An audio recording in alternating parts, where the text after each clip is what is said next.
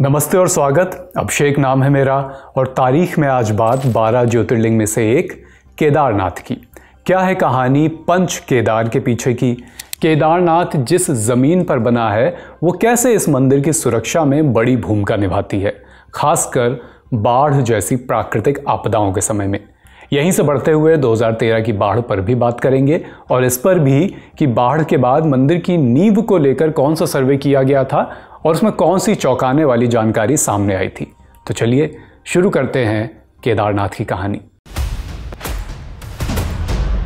Brought to you by Hire and New India Assurance.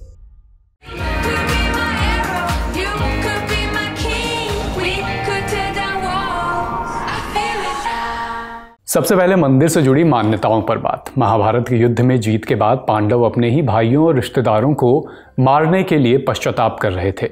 ऐसे में पांचों पांडव और द्रौपदी मुक्ति पाने के लिए हिमालय की यात्रा पर निकल पड़े। पांचों भाई शिव भक्त थे, सो उन्हीं के समक्ष प्रायश्चित की प्रार्थना की। भगवान शिव कुछ कारणों से पांडवों से बचने का प्रयास कर रहे थे। ऐसे ही बचते बचाते एक बार शिव ने गुप्त काशी में एक भैंसे के भेष में शरण ली। वहां पहुंचे। पांडवों ने पीछा किया तो शिव भी आगे बढ़े। भीम ने शिव पर छलांग लगा दी। भैंसे के रूप में शिव जमीन में धंस गए। उनका कुबड़ सतह पर रह गया। इसी कुबड़ के रूप में पूजे गए श्री केदार। जमीन में धंसने से भगवान के हाथ तुंगनाथ में, मुंह रुद्रनाथ में, पेट मद महेश्वर में और सिर कल्पेश्वर में निकले।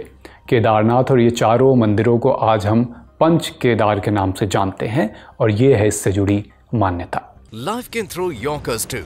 Don't get bowled over. Get insured with Rasta Apatti Kavach policy. Visit our website to know more. अब इतिहास की बात।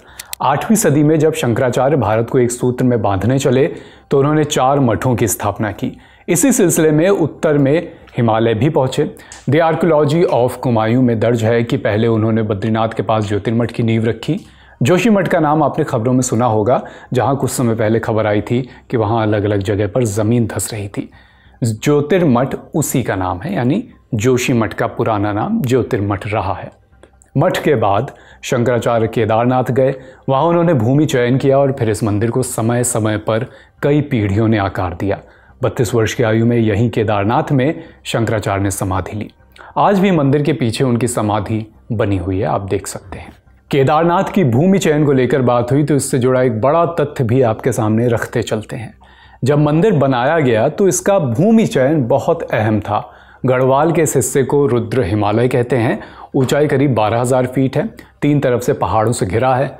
नेशनल ज्योग्राफिक के एक वीडियो में हेमवती नंदन बहुगुणा गढ़वाल यूनिवर्सिटी के department of history and archaeology के प्रोफेसर डॉक्टर राकेश भट्ट इस मामले पर एक अहम जानकारी देते हैं।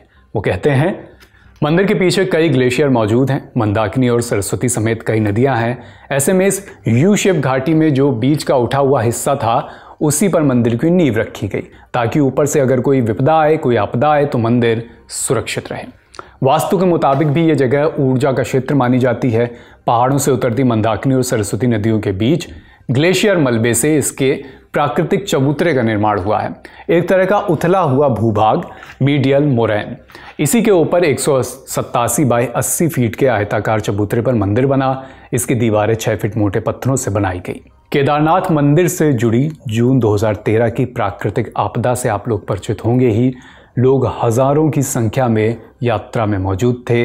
सीजन था सो बारिश भी आई, लेकिन बारिश मूसलाधार किस्म की थी। मंदिर के पीछे चौराबाड़ी ग्लेशियर पड़ता था। ये ग्लेशियर मंदाकिनी का स्रोत भी है।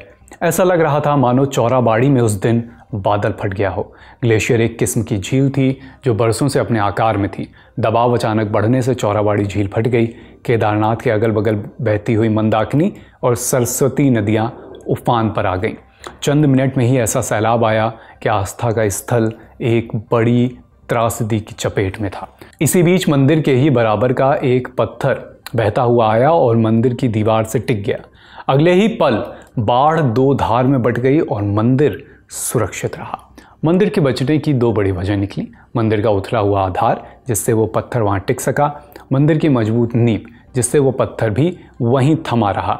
मंदिर की बनावट पर IIT मद्रास ने इस बाढ़ के बाद एक सर्वे किया जिसमें सामने आया कि मंदिर की बनावट इंटरलॉक ग्रिड में है। इसकी पत्थर की स्लैब बिना किसी मोर्टार या लोहे के क्लैंप से एक दूसरे से जुड़ी हुई है।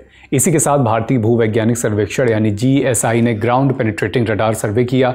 इसकी भी फाइंडिंग्स हैरान करने वाली थी। मंदिर का आधार और निर्माण इतना मजबूत था कि इतनी भयानक त्रासदी भी इसे टस से मस नहीं कर पाई। मंदिर पर बाहरी मलबा तो था ही, लेकिन मंदिर की नींव और आकार प्रकार सब यथावत रहा।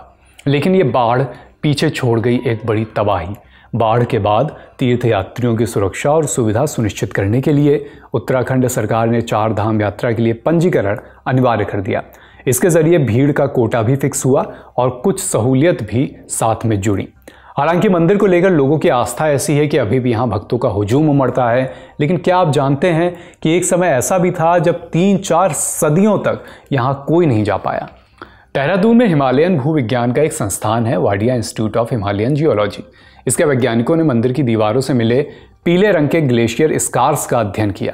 नतीजा 14वीं से लेकर 18वीं सदी के लिए कोई केदारनाथ जा ही नहीं पाया था, यानी 4 सदी तक कोई मंदिर नहीं आ पाया, क्योंकि इन 400 सालों के लिए केदारनाथ बर्फ की चादर से ढका रहा। लाइकेन यानी काई की एक रिसर्च ने भी इस मिनी आइस एज को सपोर्ट किया है। अभी भी उत्तराखंड के 4 धाम की यात्रा जारी है। ऐसे में केदारनाथ से जुड़े इतिहास, विज्ञान, रीति रिवाज और किस्सों को हमने आपसे तारीख के माध्यम से साझा करने की सोची। इस एपिसोड को लिखा है हमारे साथी अनुराग ने। अपना ख्याल रखिए। ललन टॉप देखते रहिए। शुक्रिया।